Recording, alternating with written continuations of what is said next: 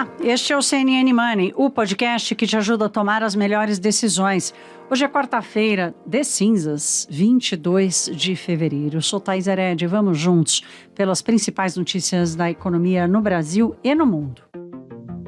Minha gente, o Brasil volta do carnaval sob esse pesadelo da destruição e das mortes no litoral de São Paulo. Esse foi o principal motivo de preocupação e acompanhamento do noticiário durante o feriado, vai continuar sendo. Nós aqui no Money vamos relembrar você da pauta econômica, dos assuntos que estão aguardando o ano começar, né? Porque, afinal de contas, se é verdade que o ano só começa agora, o calendário já está botando uma pressão enorme para uma agenda mais assertiva, tanto do novo governo quanto do Congresso Nacional, para evitar uma perda mais acentuada do ritmo da atividade econômica. Esse é um assunto que interessa a todos, inclusive as famílias que vão precisar contar com muita colaboração, não só da sociedade, mas também do governo, para reconstruir sua vida, as famílias que perderam tudo no litoral de São Paulo. Além do que acontece aqui, lá fora, nós que ficamos na folia, lá fora o ambiente também deu uma piorada, né? Por dois motivos. Primeiro, do ponto de vista geopolítico, com o discurso de Vladimir Putin, saindo do acordo nuclear com os Estados Unidos, temos repercussão daqui a pouquinho sobre isso, mas preocupações também com relação à inflação que não cede nos Estados Unidos, à atividade econômica que não cede, aos juros mais altos, portanto há já uma revisão em curso para o que vem por aí do Banco Central americano, mas vamos obviamente focar bastante aqui na nossa agenda. Para os próximos dias, a agenda mais apertada é a apresentação dos nomes que vão substituir os dois diretores do Banco Central, cujos mandatos terminam no próximo dia 28, ou seja, na terça-feira da semana que vem. Até agora não apareceu nada. Aliás, o assunto do Banco Central ficou em voga pelo pior motivo de todos, né? Pela bravataria e o voluntarismo político. Mas, de qualquer forma, a realidade está aí. Os dois mandatos terminam, estou falando de Bruno Serra da política monetária, Paulo Souza da fiscalização. As últimas informações dão conta de que talvez o governo fique com Paulo Souza aceite ficar mais um mandato e, portanto, seria reconduzido. Agora, para o lugar de Bruno Serra, política monetária, aqui tem uma escolha importante, porque a política monetária no Banco Central, a responsabilidade é tocar a mesa do Banco Central, né? É tocar a operação de mercado e a relação de mercado do Banco Central com o mercado financeiro, né? Aqui nós estamos falando de controle da quantidade de papel em circulação e tudo isso, e uma diretoria também que tem um diagnóstico importantíssimo compartilhado com os outros diretores para a tomada de decisão sobre a taxa de juros. Então, aqui uma sensibilidade maior em relação a este nome. Não há ainda uma indicação de que esses nomes vão sair rapidamente, até porque Fernando Haddad e Roberto Campos Neto, os dois nomes da economia, foram para a Índia para o encontro do G20. Então, tudo indica que isso pode esperar. Lembrando que os nomes dos diretores do Banco Central precisam ser aprovados e chancelados pelo Senado Federal. Então, está aí uma agenda da gestão do país e da gestão do Banco Central. Na agenda do governo federal, temos o programa Desenrola, de renegociação de dívidas, que é uma promessa de campanha de Lula, que ele quer botar logo na praça, e a medida que vai ajustar a tabela do imposto de renda, isentando quem ganha até 2 salários mínimos. Aqui tem uma dúvida grande para entender qual o formato, qual a saída jurídica que o governo vai encontrar para já promover uma isenção de impostos e cuidar de duas coisas. Primeiro, os limites da própria lei, né? Das leis fiscais, que tem a coisa da anterioridade, de respeitar um prazo antes de colocar um imposto a mais ou tirar um imposto, enfim, tem uma série de meandros aí que precisam ser resolvidos, e a expectativa também para entender se o governo vai trazer alguma compensação para a perda de arrecadação, que hoje está na casa dos 10 bilhões de reais para este ano, se a isenção passar a valer a partir de maio, quando sobe também o salário mínimo. Então, temos Banco Central e essas duas medidas na agenda ali, aguardando para novidades. Nós já estamos no dia 22 de fevereiro, num mês que termina dia 28, portanto, os 2 primeiros meses do governo Lula já passaram, já se foram. E o saldo desse período, mesmo levando em consideração o 8 de janeiro e todo o desarranjo, né, ou tentativa de desarranjo institucional, porque no final o desarranjo não aconteceu, foi um desarranjo mesmo, inclusive da percepção sobre o Brasil, né? Quem são essas pessoas que destruíram a esplanada dos ministérios, ou melhor dizendo, a Praça dos Três Poderes, mas de qualquer forma 2 meses já passaram e boa parte desse período acabou sendo atrapalhado, né? Ou sendo usado, ou foi perdido com os debates muito desnecessários envolvendo o Banco Central e o voluntarismo sobre os juros e a meta de inflação. Consumiram tempo demais esses debates. E aqui não estou nem discutindo o conteúdo. É óbvio que nós temos que entender por que o Brasil tem uma taxa de juros dessa altura. Então, a forma é que foi equivocada. Até porque, não só, nós estamos falando aqui de uma questão que não é simplista, né, ou simplória, de alguém levantar o dedo molhado e perceber para onde o vento sopra e resolver tomar decisão sobre a taxa de juros. Tem uma série de fatores envolvidos nisso, mas tem a questão da institucionalidade, né, da independência do Banco Central. Alguma chacoalhada já era esperada, é o primeiro governo que enfrenta um Banco Central independente, com mandato e por aí vai. Mas, de qualquer forma, enquanto isso tudo estava acontecendo, o presidente da Câmara dos Deputados, Arthur Lira, que de bobo não tem nada, pelo contrário, está correndo por fora e já começou a tocar essa que é uma outra agenda urgente no Brasil e que tende a ser a principal tema do Congresso Nacional nesse primeiro semestre, que é a reforma tributária. Já criou o grupo de trabalho, quer apresentar algo, não quis nem saber de Bernardo Api, secretário especial levado por Fernando Haddad para tocar isso, o autor da proposta da reforma tributária que está na Câmara dos Deputados. Não é com ele. Arthur Lira fez a sua própria agenda e está tocando a gestão daquilo que acha que é a prioridade do seu mandato. Por fim, a agenda aí das próximas semanas, né, falando aqui das prioridades, vocês vão se lembrar que o ministro da Fazenda, Fernando Haddad, antecipou, na semana passada, anunciou que vai antecipar a entrega da chamada nova regra fiscal, novo arcabouço fiscal, ou seja, aquilo que vai sinalizar responsabilidade, previsibilidade e solvência na gestão das contas públicas. Seria em abril, agora vai ser em março. Então, essa sinalização de Haddad e a moderação dele parece ter vencido, pelo menos no curto prazo, no debate sobre a economia do novo governo, e pode engatar a gestão do terceiro mandato de Lula num trilho um pouco mais eficiente e estável, né? Afinal de contas, é disso que a gente está precisando.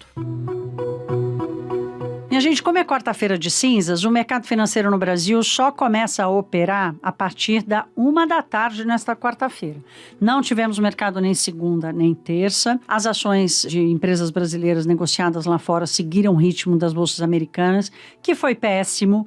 Ontem foi um dia horroroso nas bolsas em Wall Street. Então, nós começamos esse episódio falando dessa piora do ambiente internacional que tem efeito aqui no Brasil, sem dúvida nenhuma. Ontem, as bolsas, o S&P 500 chegou a cair mais de 2%, essa queda muito forte. Foi de medo, M-E-D-O, medo dos próximos passos do Banco Central dos Estados Unidos.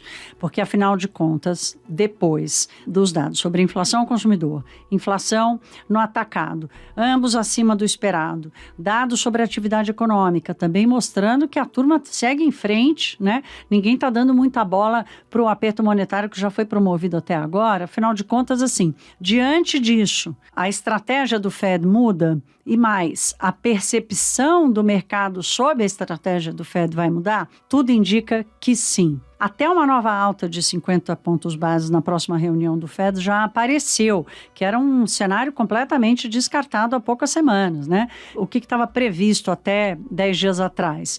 Mais 2 altas de 25 pontos base, parava por aí, os juros chegariam ali até 5% e assim ficariam porque o pior já tinha passado.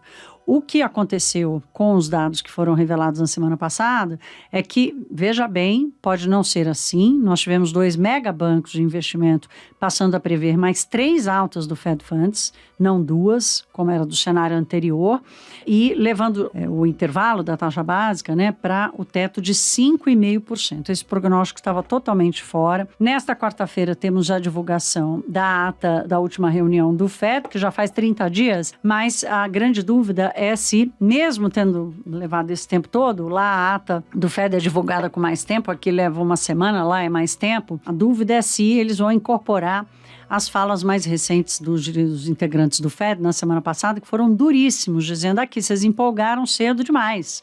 Pode dar marcha ré aí, desacelerar esse ritmo achando que tudo já foi resolvido. Então, hoje, às 4h, horário aqui do Brasil, vamos ter a divulgação da ata do Fed. E aí, enfim, já vamos estar caminhando para o finalzinho do mercado aqui no Brasil, para uma abertura que vai ser já tarde, para um mercado que vai funcionar com pouco tempo, precisando alcançar ali o que aconteceu nos mercados nesta terça-feira. Então, segura porque vem volatilidade, no mínimo, vem volatilidade por aí.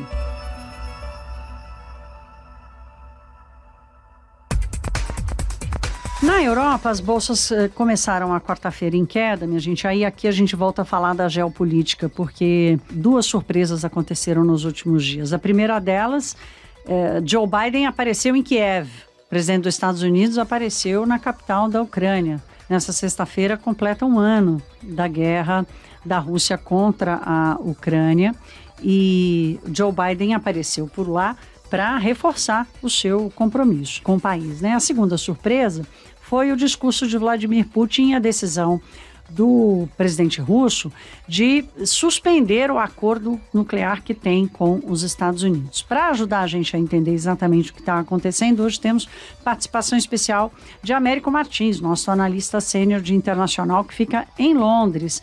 Américo, afinal de contas, o que a gente pode esperar, como a gente entende o que aconteceu e o pronunciamento de Putin lá em Moscou? Ontem o presidente Vladimir Putin fez um grande discurso em Moscou. É um discurso anual que ele faz sempre e estava marcado para dezembro do ano passado. Ele mudou para essa semana, que coincide com o primeiro aniversário da guerra na Ucrânia. E ele fez um discurso muito forte, muito nacionalista e principalmente fez esse anúncio muito preocupante de que a Rússia estava suspendendo a sua participação no único acordo nuclear que o país tem hoje com os Estados Unidos. É a única segurança que o mundo tem de que os dois países vão conseguir controlar de alguma forma, minimamente, o uso e o número de ogivas nucleares que eles têm. E para piorar ainda, o Vladimir Putin também disse que estava colocando em alerta novas unidades militares, inclusive algumas que operam armas nucleares. Então é uma ameaça, por enquanto, retórica, mas que preocupa muito o mundo. Esse acordo permitia que os dois lados fizessem inspeções, os americanos na Rússia e vice-versa, os russos nos Estados Unidos. Com a Rússia suspendendo a sua participação, não existe mais esse controle.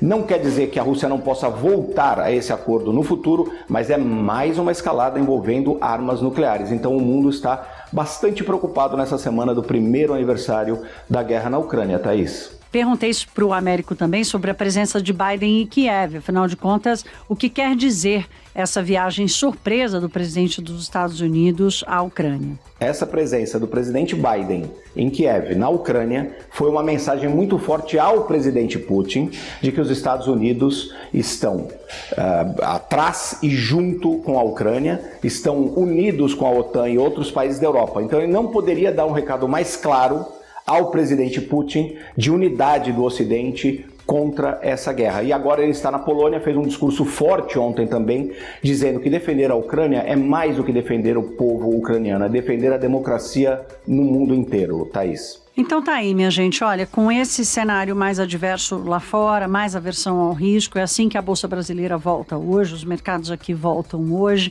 mesmo sem operação aqui com a B3 fechada, as empresas brasileiras com ADRs nos Estados Unidos tiveram pregão lá em Wall Street, não foi um dia positivo, o Brasil Titans 20 caiu mais de 2%, o ETF EWZ recuou mais de 1,5%, os ADRs de bancos e outras empresas também tiveram queda. Então, tem um espaço de correção aí esperado para o dia de hoje. O Boletim Focus, que sai toda segunda-feira por causa do carnaval, vai sair nesta quarta-feira, mas não vai ser agora cedinho, vai ser às 14h. Então, vamos ajeitando aí essa quarta-feira de cinzas para receber as informações e retomar, né, o curso da economia.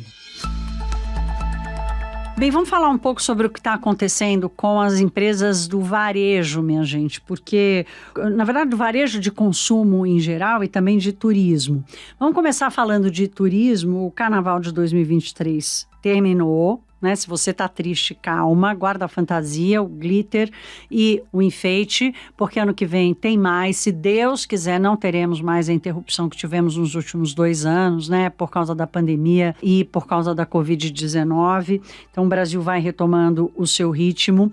O setor de turismo conseguiu voltar, principalmente em alojamento e serviços ligados ao turismo, conseguiu voltar aos níveis pré-pandemia, mas para o setor aéreo, para as grandes operadoras de turismo, isso ainda não aconteceu. Elas ainda amargam, pelo menos na Bolsa Brasileira, ainda amargam um desempenho muito ruim. O Ministério do Turismo estima que pelo menos 46 milhões de pessoas viajaram agora durante o Carnaval. Então, algum movimento aconteceu, um forte movimento aconteceu, né? Tinha uma demanda reprimida importante aí e, ainda assim, o desempenho das empresas de turismo não se refletiu, o bom desempenho das empresas de turismo não se refletiu nas suas ações negociadas na Bolsa de Valores.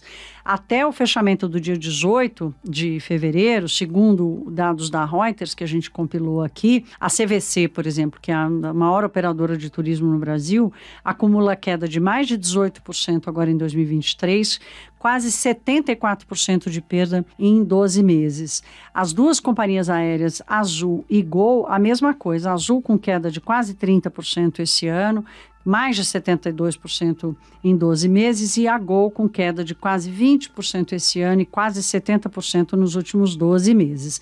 Aqui temos aumento do querosene, alta do dólar, tudo isso acaba impactando na receita e no custo operacional também dessas empresas.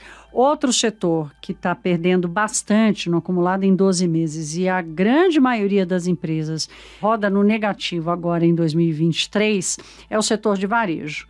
Claro que temos Americanas, né? Um caso à parte, um gravíssimo problema de gestão.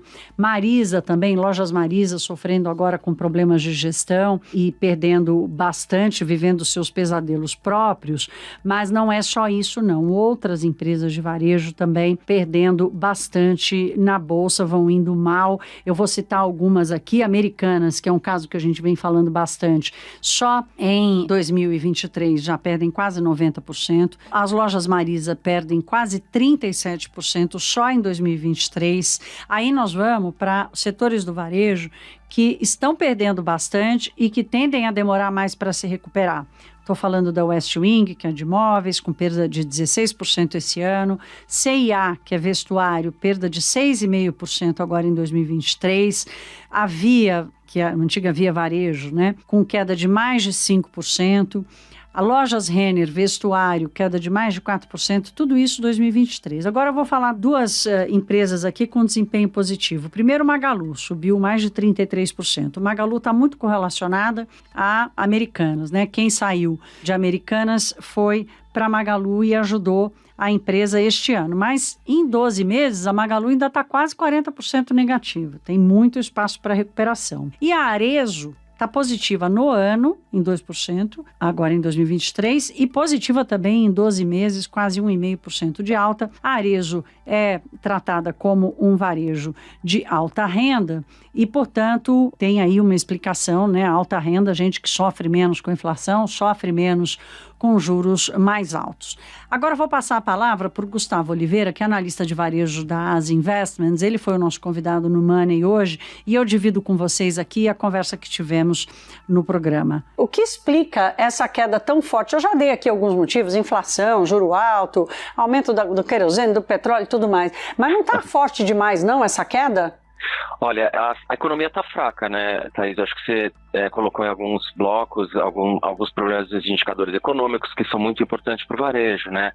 Se você voltar até antes dos últimos 2, 3 anos, você vê que a renda do brasileiro ela não sobe há muitos anos, né? Então você tem um problema de renda.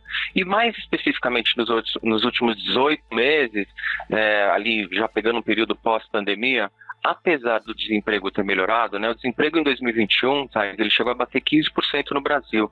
Ele já está próximo de 8%, mas a inflação aumentou muito e, obviamente, que a gente conhece bem o problema da inflação, a inflação corrói o poder de compra dos consumidores, né? Então, obviamente, quando você tem aumento de inflação, os juros têm que aumentar para segurar um pouco esse processo e você começa a ter um processo de desaceleração na economia. Então, acho que a situação da economia é muito frágil e isso afeta bastante as empresas, né? E isso afeta bastante a expectativa de geração de juros que os investidores têm nessa empresa, logo os papéis caem.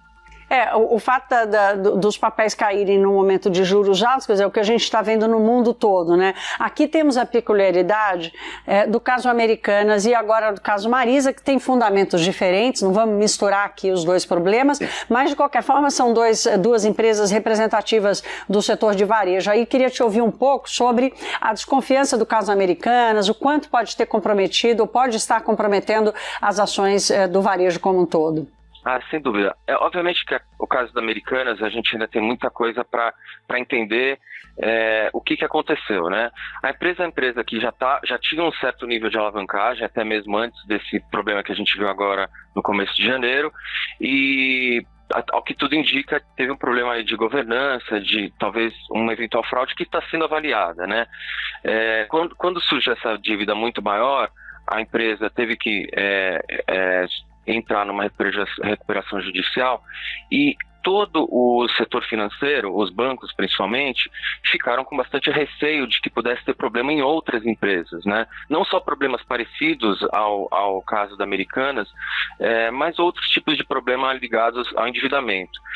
As empresas mais alavancadas ou com mais dívida que tiveram que refinanciar a dívida agora no curto prazo estão tendo problema, porque o custo da dívida para muitos desses varejistas aumentou. Então a Americanas ela tem um efeito quase que para o setor como um todo, né? Ele aumenta o custo das dívidas que as empresas vão ter que estar tomando. Você falou agora há pouco, Thaís, de um ponto que é bem interessante, né? O endividamento do consumidor é muito alto e de algumas empresas também é muito alto. Quando você tem um momento de estresse na indústria, que é o que a gente está vivendo agora, as empresas que precisam refinanciar a dívida no curto prazo podem vir a ter problemas, que eu acho que a gente está vendo com alguns casos que estão surgindo na indústria, né? Acho que o caso da Marisa, que você destacou, própria Tokstok, própria CVC, são empresas que têm tido uma certa dificuldade em fazer a rolagem da dívida delas e algumas até para um processo de recuperação judicial. Então, assim, não dá para extrapolar, dizer que um problema de todas as empresas vão ter problema no momento, porque nem todas têm o mesmo nível de dívida ou dívida alta que as Americanas têm ou que algumas outras empresas têm. Mas claramente a Americanas gerou um problema para o setor como um todo. Eu acho, Gustavo, que você tratou aqui do tema, né, que quem já está no mercado acionário já sabe, mas a ação é formada pela expectativa de resultado, né, minha gente? Não necessariamente pelas coisas erradas que foram feitas aqui. E eu disse agora há pouco também do ambiente para o início da redução dos juros, Gustavo, e assim, a gente tem que torcer para que esse ambiente apareça logo, né, porque realmente a taxa de juros no Brasil é muito alta. Como é que você está enxergando esse processo do início da redução da taxa de juros e algum alívio para as empresas do setor? Tá ótimo.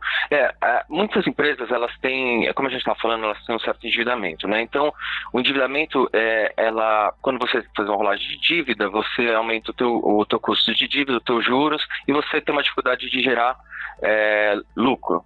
Claramente, quando os juros começam a cair, algumas dessas empresas têm uma maior facilidade de gerar lucro. Agora, não tem só esse problema da empresa, né? Tem o problema do consumidor. Você mostrou agora há pouco também que o consumidor está com dificuldade de pagar a dívida.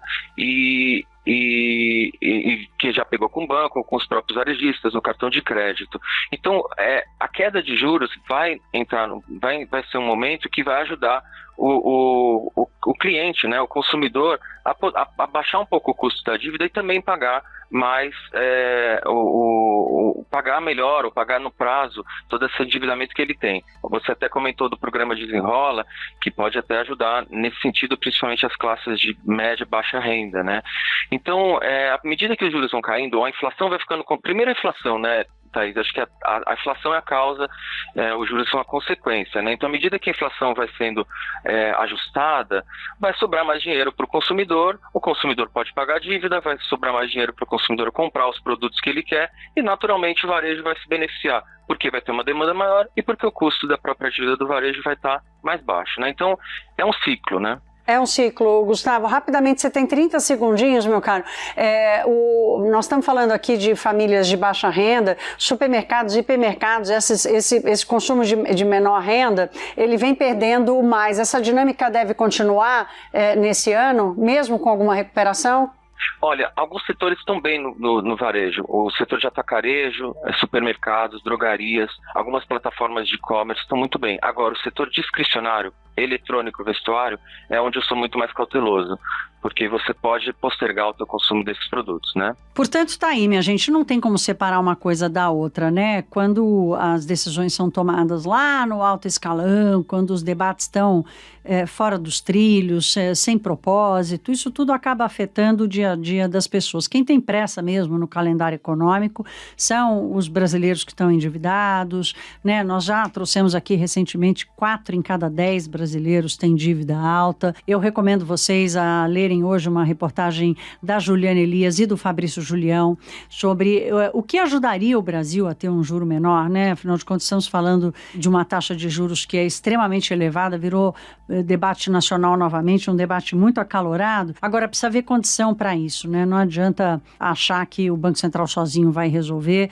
a reforma tributária precisa passar, a nova regra fiscal precisa ser confiável, precisa ser crível, ou seja, precisa ser factível, é uma coisa que vai ser capaz de segurar as despesas públicas, realocar o orçamento federal, ou seja, tem uma série de coisas que o governo precisa fazer para ajudar na construção do ambiente de mais estabilidade, de solvência, não só do país, mas também das suas famílias e das suas empresas, como a gente ouviu o Gustavo Oliveira falar agora. O CNN Money está voltando, esquentando os motores, depois de vocês esquentarem a folia. Vamos juntos, se cuidem, um beijo e até amanhã.